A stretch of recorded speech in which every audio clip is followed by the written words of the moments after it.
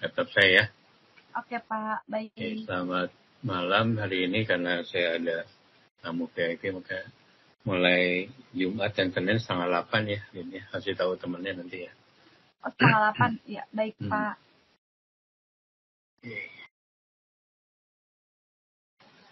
Jadi kita akan membahas hari ini teknik membangun kerja yang positif. Nah kadang-kadang kita di dalam industri kerja itu kita akan mendapatkan tim yang mungkin kamu pernah kerja atau kuliah, dapat tugas, dapat satu tim yang satu circle gitu ya, atau beda visinya lah gitu. Pasti kamu mengalami masa-masa di mana kita membuat diskusi atau kerja tim itu menjadi sangat tidak maksimal gitu ya. Makanya di materi ini kita akan membahas gimana sih cara membangun hubungan kerja yang positif, karena hubungan kerja yang kondusif, positif akan mempengaruhi hasil dari produktivitas perusahaan ya. Makanya tim itu kan banyak istilah together, everyone, achieve more. Jadi kita bersama seluruh tim mulai dari level paling rendah sampai level paling atas dengan job desk masing-masing dan juga tanggung jawab masing-masing, sama-sama ujungnya mencapai goals yang diminta oleh perusahaan. Jadi kalau kamu nanti kerja di industri, kebetulan kamu kuliah di pariwisata, jadi industri kita sebut hotel. Di hotel biasanya kalau brand besar kita udah dikasih goalsnya gitu ya, mulai dari area Asia Pasifik masuk ke Indonesia, dari Indonesia turun ke unitnya atau hotelnya. Jadi targetnya apa nih tahun ini, tahun 2024 misalnya, tingkat hunian harus sekian persen, engagement dengan customer harus sekian, mungkin dengan ada alat ukurnya ya. Terus yang lainnya mungkin profitability, terus kenyamanan karyawan dan sebagainya. Untuk membentuk supaya goals tim ini bisa tercapai ya kita harus kerjasama bareng gitu ya. Kerja sekarang biasanya kita yang problem di orang-orang kita orang timur biasa communication ya. Kita tuh orangnya suka nggak enakan. Beda dengan orang-orang luar yang dia straight gitu ya. Kalau ada masalah dia ngomong. Nah bedanya kalau kita orang Jawa sama orang Medan aja beda. Saya ngalamin beberapa, saya punya bawaan saya GM gitu. Waktu itu saya jadi Vice President. Jadi GM-nya itu dari daerah A gitu. Ternyata hotelnya di Jawa yang modelnya orangnya agak lemah lembut gitu ya. Nah si GM-nya ini modelnya kenceng gitu. Nah akhirnya terjadi konflik. Nah gimana bagus sebagai seorang leader, gimana caranya memblending semua kemampuan-kemampuan yang ada potensi dari perusahaan itu, semua kelemahan menjadi peluang, semua kelemahan menjadi kekuatan gitu. Nah itu yang dibutuhkan seorang pemimpin. Memang nggak mudah ya secara teori, tapi kamu nanti once kamu semakin posisinya semakin naik, kamu akan mengalami di kuliah mungkin teoretikal ya, tapi kalau di dalam dunia kerja benar-benar perbedaannya bisa 360 derajat gitu ya. Yang secara teori gini, tapi akhirnya kamu harus bisa mengembangkan dengan kemampuan EQ kamu, SQ kamu, IQ kamu, gimana cara ngeblend dengan bawahan kamu, gimana kamu jadi atasan, punya bawahan yang umurnya jauh lebih tua gitu. Banyak challenging, saya ngalamin juga gitu dulu. Saya di suatu hotel, saya kebetulan satu departemen, jadi departemen head, punya anak buahnya rata-rata sudah di atas saya umurnya. Awalnya memang agak sulit gimana gitu, apalagi kita orang timur ya, kita nggak enak, tersinggung, segala macam. Nah, saya coba berkomunikasi, dan akhirnya memang kita harus menjadi leader itu menjadi sampel gitu. Kadang-kadang mereka akan menilai kalau walaupun kita muda, tapi kita bisa memposisikan dalam konteks kerjaan sebagai leader, nggak lebay gitu juga ya, tapi sebagai di luar dari konteks pekerjaan kita bisa engage sebagai sahabat atau teman, dan alhamdulillah bisa melewati itu. Tapi semua perlu proses sih. Waktu saya ngalamin waktu awal juga benar-benar tough time ya, nggak semudah itu. Jadi teamwork itu apa sih satu tim? Jadi kan tim itu kan kumpulan dari individu yang masing-masing punya ego masing-masing. Nah gimana kamu sebagai leader bisa mengkombinasi tadi seperti disampaikan. Jadi kelemahan-kelemahan dan kelebihan-kelebihan dari tim kamu blend jadi satu, menjadi kekuatan tim kamu gitu ya. Nah banyak orang kita atau banyak leader yang mungkin kurang jam terbang, akhirnya dia kerja sendiri gitu. Nah itu yang nggak benar ya, kita harus bisa memanfaatkan semua potensi yang ada. Teman emang secara teori gampang, tapi kenyataan di lapangannya susahnya minta ampun ya. Banyak juga kita juga yang terlalu mikirin gitu ya.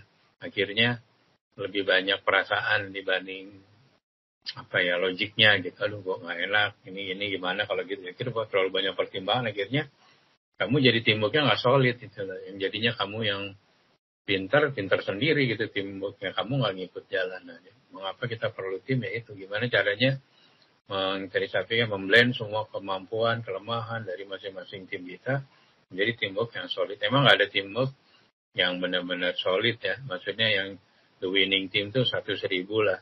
Adapun dengan kapitalisasi yang besar, perusahaan yang besar, dia akan hiring orang yang bagus-bagus, IPK-nya bagus, tapi orang yang pintar semua di dalam satu kelompok juga belum tentu bisa dijadi kelompok yang efektif ya. Kadang-kadang justru leadernya nggak pintar-pintar amat, tapi dia sebagai leader dia bisa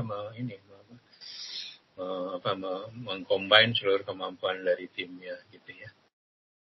Kita membahas tentang manfaat dan risiko membangun tim. Memang kuncinya tim, jadi pekerjaan kita jauh lebih mudah ya. Yang pekerjaannya tadinya banyak, karena tim kita bisa bagi-bagi sehingga prosesnya bisa lebih cepat.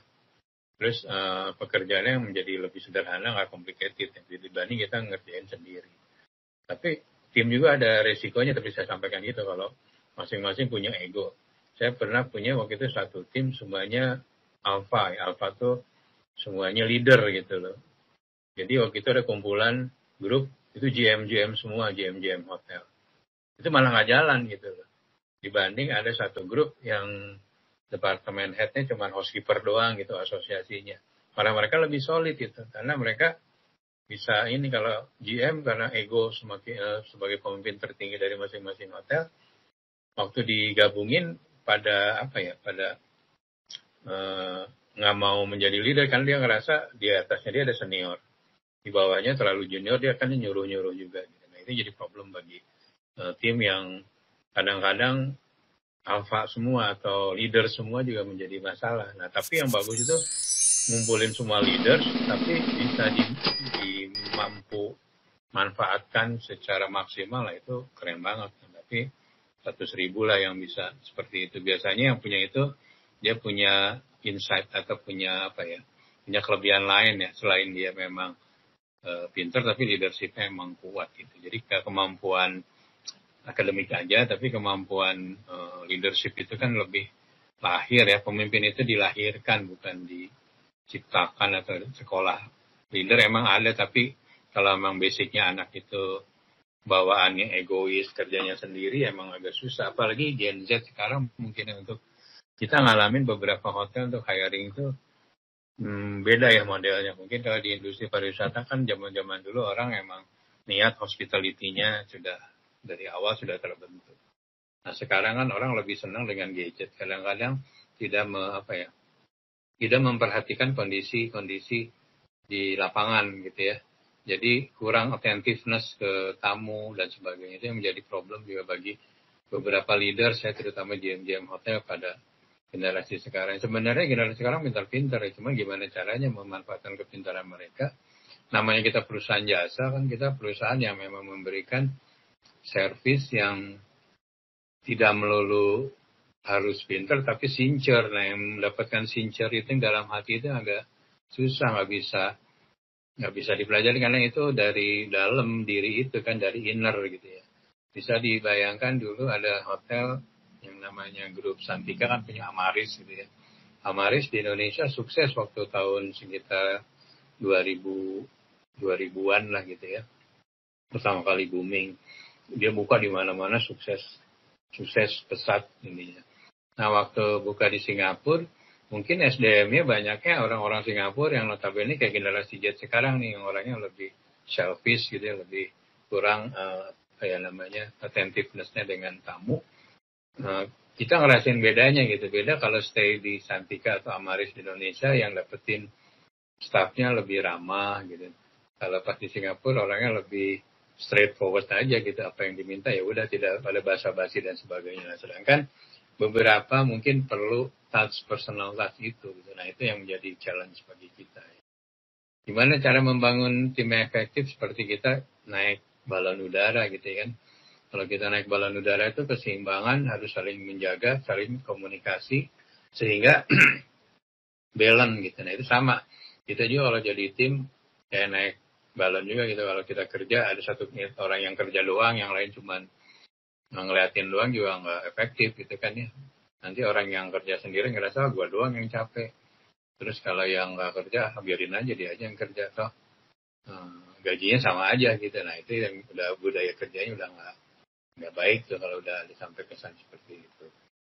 Oke, kita lanjut. Tim yang efektif adalah seperti kayak ini, kayak apa sih pemadam kebakaran ya, ada bagian yang menarik selang, ada bagian membuka keran. Nah, itu saling berkomunikasi, saling bahu membahu. Kurang lebih ya modelnya kayak tim pemadam kebakaran lah. Jadi kita ada pembagian kerja yang jelas masing-masing sesuai dengan skill, kompetensi masing-masing. Sehingga diharapkan timnya menjadi lebih efektif gitu. Kadang ada juga yang memang kekurangan tim tapi kekurangan dari anggota tim kemampuannya tapi bisa ditutupin oleh anggota tim lainnya gitu ya. Nah yang PR adalah gimana cara sih kita membangun tim itu. Nah membangun tim itu yang bagus kita ada beberapa tahapan. Tahap yang pertama adalah forming atau pembentukan. Jadi gimana sih caranya paling enak sih kalau kita jadi HRD mungkin kita nyari yang paling bagus saja ya. Lulusan 10 terbaik dari Trisakti gitu misalnya. Lulusan terbaik dari BINUS gitu ya. Tapi kan kadang-kadang yang terbaik itu butuh investasi juga yang mahal dan belum tentu dia akan stay lama gitu karena dia ngerasa apalagi di industri hospitality itu turnover tinggi banget gitu ya. Nah, saya pengalaman gimana membangun tim pre-opening hotel awal. Kalau kita set up awalnya timnya udah bagus gitu ya. Ada satu teman saya seorang GM hotel, dia tuh kalau hiring dia nyari HOD-nya udah pengalaman semua. Itu membantu dia kerja gitu. Akhirnya dia nggak terlalu capek karena masing-masing HOD-nya, departemen head-nya udah tahu job desk-nya masing-masing. Apalagi kalau di brand tersebut, misalnya kamu di Accor, ya kamu nyari orang-orang yang udah pengalaman di Accor, HOD, departemen head yang udah di Accor gitu. Sehingga policy-nya udah ngerti. Jadi kamu tinggal ngomong sekali udah jalan gitu. Nah, itu kan idealnya ya. Tapi kan kadang-kadang apalagi kalau kamu jadi seorang leader di tempat yang terpencil, kamu jadi GM misalnya di hotel di daerah yang ada kampus pariwisata, SMK-nya kurang, kamu harus membangun tim dari nol, nyiapin resources-nya, harus training, developing, dan sebagainya. Nah ini yang paling PR yang paling berat nih kalau di challenging di daerah-daerah remote ya, dimana belum nanti kalau di daerah tersebut banyak titipan-titipan yang harus diterima tapi kemampuan orangnya nggak kompeten, tapi di satu sisi kita bisnisnya di daerah itu yang perlu juga kondusivitas keamanan dan sebagainya ya. Nah, gimana cara yang pembentukan awal ini yang paling utama ya. Jadi kalau kita dari awal setupnya udah salah, pasti berantakan gitu. Dan banyak pengalaman saya waktu setup hotel buka, teman-teman itu kalau setup pre-openingnya udah nggak benar, berantakan, terus saja akhirnya ganti GM, ganti itu akhirnya turnover tinggi, goals nggak tercapai ya karena setup awalnya kurang bagus gitu. Nah ini misalnya kita udah setup udah bagus walaupun dengan kekurangan yang ada, kita yang tahapan selanjutnya membangun tim. Nah membangun tim ini yang benar-benar kita harus punya tim SR yang kuat, SOD yang kuat sehingga bisa semua potensi yang ada itu bisa dikembangkan sehingga misalnya kamu jadi front office manager gitu ya. Kamu hiring kebetulan di daerah kamu itu daerah remote island misalnya, sekarang ada daerah baru buka Labuan Bajo gitu. Jadi anak-anak sumber daya manusia yang udah kerja di hotel itu susah gitu kan. Kalaupun ada kebanyakan dari luar. Dari luar Labuan Bajo berarti kamu harus nyiapin dormitory, nyiapin tiket pesawat, bla bla bla dan sebagainya. Nah katakanlah perusahaan kamu nggak mampu untuk membayar tiket pesawat pulang perginya karyawan atau membangun asrama. Akhirnya kamu harus membangun tim yang ada di sana. Nah, dari yang nol, dari scratch, anak-anak yang fresh graduate, yang mungkin juga di sekolahannya kurang, mohon maaf, gurunya juga kurang, SMK-nya kurang update dengan industri. Ya benar-benar kamu harus membangun dari nol. Nah, tapi kamu lihat yang penting attitude kalau di industri kita ya, di industri jasa itu attitude-nya udah benar, ya bahasa Inggrisnya apalagi kalau bagus, terus kita mulai bisa ngebangun tim itu sedikit demi sedikit. Tapi yang pasti ya attitude itulah yang utama. Jadi kalau sikapnya anak-anaknya sudah bagus, ibaratnya bahan ditempa jadi apapun akhirnya bagus. Tapi kalau bahannya udah stubborn, kamu pasti lebih capek nanti untuk untuk membangun timnya gitu ya. Nah, terakhir membangun tim ini kadang-kadang problem dalam membangun tim itu kita belum kayak gitu, kita buka hotel di Labuan Bajo nggak ada SDM, kita udah khawatir gimana nih gitu kan. Kita minta ke owner nggak bisa nyiapin yang tadi saya sampaikan. Terus karena ada ketidakpastian kapan openingnya segala macam, akhirnya kita frustrasi. Nah justru disitulah kita udah mulai belajar, udah memetakan problemnya. Oh ternyata problemnya seperti itu. Namun kita harus bisa bersikap positif. Bahwa ini semua pelajaran semua. Ya. Selanjutnya, setelah tim terbangun dengan kondisi misalnya yang apa adanya, kita membuatkan norma etika, SOP dan sebagainya. Terus biasanya kita kalau hotel mau buka tuh kita ada kayak model outing dulu tuh supaya membangun tim corpsnya, teamworknya gitu ya. Nah, biasanya kan nanti kalau udah hotel udah jalan, perusahaan udah jalan, masing-masing udah departemen masing-masing, malah kadang-kadang terjadi gesekan-gesekan gitu, bukannya saling solid gitu, karena saking masing-masing orang menginikan egonya masing-masing gitu ya. Nah, di tahapan norming ini diharapkan bisa membentuk kebersamaan terus gitu. Memang di perjalanan pasti ya ada karyawan yang keluar masuk, ganti orang, ada adjustment lagi dan sebagainya. Nah yang terakhir biasanya udah tahun kedua itu perform ya. Tahun pertama akhir kita harus perform, di mana goals-nya dari perusahaan kita harus achieve. Untuk achieve itu kan kita harus bagi-bagi tugas nih, front office manager bagi tugas ke masing-masing front desk, housekeeping ya ke masing-masing room boy, dan tim sales dari director of sales bangun ke sales dan sebagainya supaya dapat goalsnya, profitnya berapa, hunian berapa, terus kebersamaan tim atau staff kenyamanan staff juga bisa terjaga karena hotel bagus ramai tapi karyawannya capek kerja, akhirnya memang duitnya gede gitu, ada satu hotel di satu daerah servisnya gede banget sampai 20 juta gitu, padahal gajinya UMK. Tapi kerjanya tuh nyampe double shift gitu kan, akhirnya orang juga ada capeknya, ibarat mesin tuh pasti ada capeknya gitu ya. Nah gimana kita bisa membuat suasana walaupun hektik gitu ya, bisnisnya rame, tapi tim bisa solid gitu ya, makanya harus diatur gimana duty rosternya, HRD harus bisa mengatur gimana supaya nggak terjadi tumpang tindih dan sebagainya. Suara saya jelas ya? Itu siapa namanya tadi? Saya ngomong. Jelas kok Pak, jelas.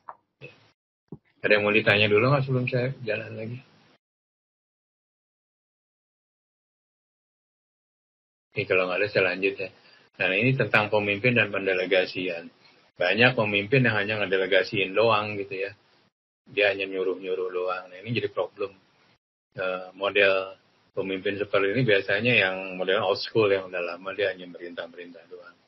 Sekarang, apalagi anak-anak sekarang lah, pasti dia akan melihat sampel dari leadernya ya. Kalau leadernya dari dia mendelegasikan, dari menjalankan pekerjaannya, ini dia akan menjadi figur atau role model gitu ya. Nah, saya banyak belajar dari leader-leader saya, apa yang baik dari leader saya coba terapin gitu. Malah kebiasaan-kebiasaan yang baik saya coba adopt, dan hal itu membantu kita gitu untuk bisa lebih, kadang-kadang bisa shortcut untuk nyari positioning level kita gitu ya. Nah memang dalam mendelegasikan kita juga harus lihat-lihat dong gitu, kita jangan ngasih delegasi ke bawahan yang jelas-jelas tidak capable gitu ya, kan nanti targetnya, goalsnya nggak dapet gitu kan ya. Terus menciptakan kondisi yang memang terkendali, juga dikontrol, jangan didelegasiin tapi dilepasin aja gitu. Lalu dikontrol, dibimbing gitu ya, melalui beberapa tahapan-tahapan atau proses. Sehingga jangan sampai pas ujungnya ketahuan nggak jalan gitu, terus disalahin. Tapi dari tahapan-tahapannya nggak pernah dikontrol gitu, bukan sebagai ideal leaders gitu ya. Nah, paradigma pemimpinan baru sekarang mulai dari fact finding. Kita mencari benang merah dulu. Organisasi kita modelnya seperti apa sih? Kalau hotel yang kecil budget mungkin sleep, ya organisasinya kecil, rendah. Walaupun kamarnya banyak, tapi mungkin akan menjadi multitasking. Tapi multitasking juga bisa positif, bisa negatif. Positifnya mungkin si anak bisa belajar banyak, tapi bisa juga jadi capek. Tapi bisa juga dia dapat gaji lebih, insentif lebih besar gitu ya. Jadi semua ada plus dan minus. Yang kedua aligning, di mana kita menyelesaikan semua aspirasi. Jadi hotelnya rame, tapi karyawannya nggak didengerin, misalnya uniformnya problem, atau kita kan ngasih makan ya di hotel mealsnya nggak enak segala macam, itu akan menyebabkan gunjang ganjing atau saling gosip lah yang akhirnya jadi tidak produktif gitu. Sebisa mungkin kita menggunakan open policy, apapun yang terjadi ya bicarakan ke level atasnya. Jika nyampe level atasnya tidak bisa memberi keputusan, next level yang lebih tinggi lagi ya. Dan pemberdayaan ke semua SDM dalam kapasitas yang tadi ya, mendelegasikan kepada orang yang capable juga. Nah yang bagi nggak capable ya gimana di training supaya dia menjadi capable ke depannya. Idealnya kita membentuk yang namanya super leadership ya. Ada apa yang namanya peribahasa ya, give a man a fish and he will be fit for a day. Jadi kalau kita ngasih ikan dia akan makan cuma sekali, tapi kalau kita ngasih dia apa namanya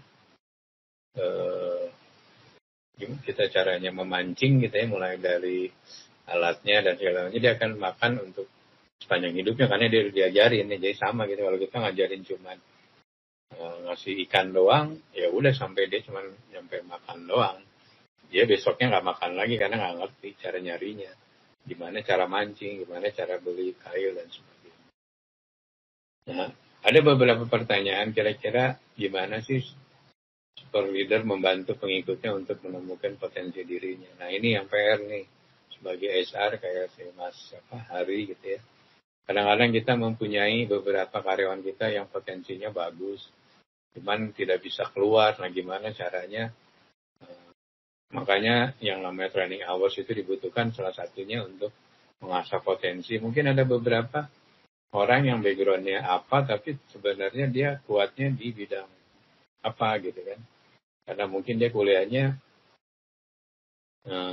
di teknik, tapi dia sebenarnya orangnya senang lebih ketemu tamu dan gak teliti gitu. Jadi justru di teknik perlu ketelitian dan orangnya yang tekun gitu. Sedangkan nyatanya anaknya kuliahnya di teknik tapi males, tapi dia senangnya ngobrol atau lebih bagus lobbying dan sebagainya. Mungkin dia lebih bagus jadi markom atau jadi PR gitu ya dan sebagainya ya. Nah itu karena potensi dirinya.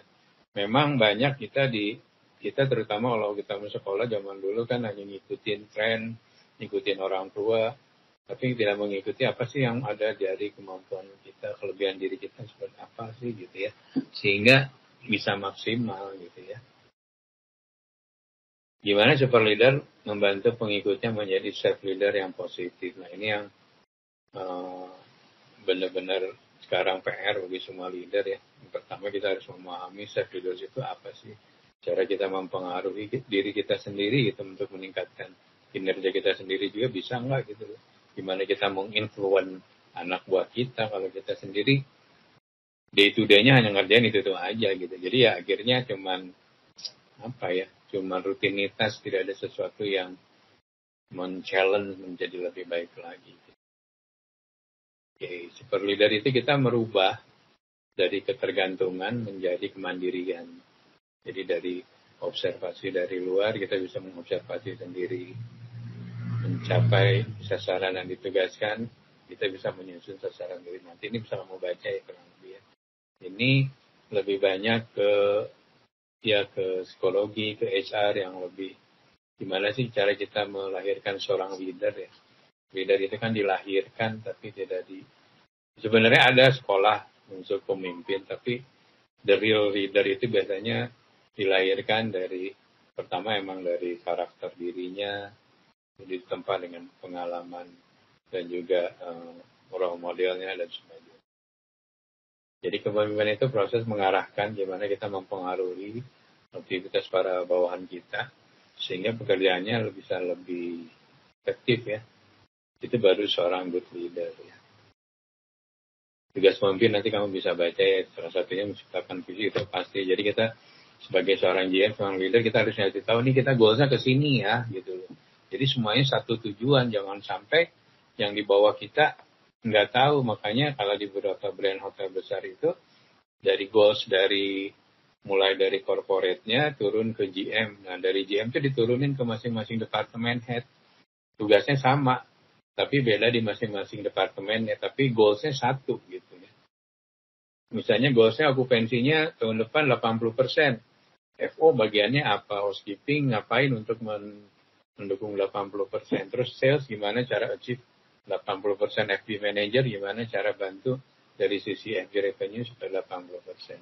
Nah itu namanya membangun strategi sehingga semuanya secara simultan kerja bareng, goalsnya dapat gitu. Nggak mungkin sales aja yang kerja sendirian tapi FO-nya, housekeeping-nya, nerima tamunya nggak kejudes segala macam. Itu kan juga malah jadi bumerang ya. Nanti tamunya, orang saya sudah capek nyari tamu tapi giliran tamunya udah masuk ke dalam hotel, kita sebagai karyawannya tidak mengeskort atau servis tamunya dengan baik.